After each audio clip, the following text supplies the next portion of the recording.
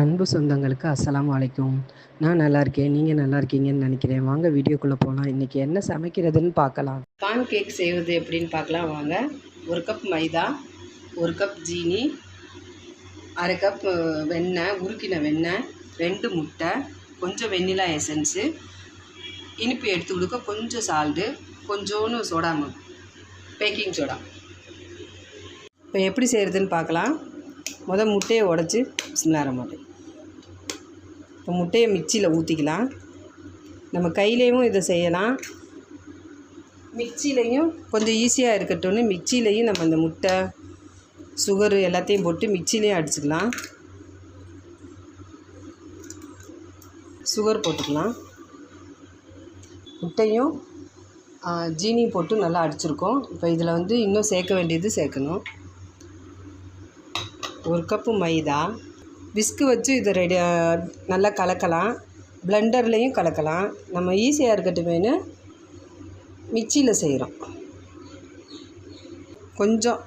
கொஞ்சமாக சால்ட்டு, அந்த இனிப்பு எடுத்து கொடுக்க கொஞ்சம் சால்ட்டு, கொஞ்சோன்னு சோடா உப்பு. நம்ம இதில் பேக்கிங் சோடாவோ வேறு எதுவும் போடலை, சும்மா கொஞ்சோண்டு சோடா மாவு மட்டும். கொஞ்சம் வெண்ணிலா எசன்ஸ், ஒரு அரை ஸ்பூன் அளவுக்கு போட்டுக்கோங்க வெண்ணிலா எசன்ஸ், அந்த முட்டை ஸ்மெல் வராமல் இருக்கிறதுக்கு. அவ்வளோதான். நான் பால் சொல்ல மறந்துட்டேன்.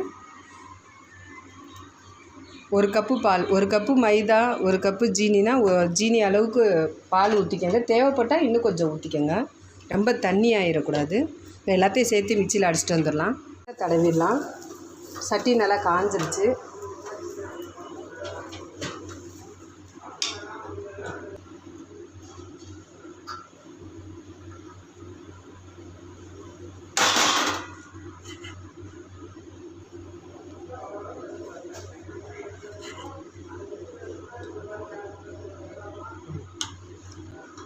கொஞ்சம் பாத்திரம் போட்டு மூடி வச்சிடலாம், நல்லா வேகட்டும்.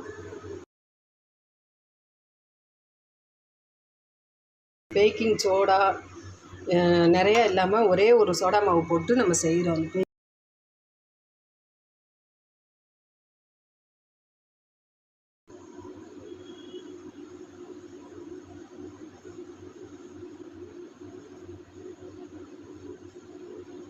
எங்கள் வீடியோ உங்களுக்கு பிடிச்சிருந்தா சப்ஸ்கிரைப் பண்ணுங்கள், லைக் பண்ணுங்கள், ஷேர் பண்ணுங்கள். பிடிக்கலனாலும் நீங்கள் அதை சொல்லுங்கள்.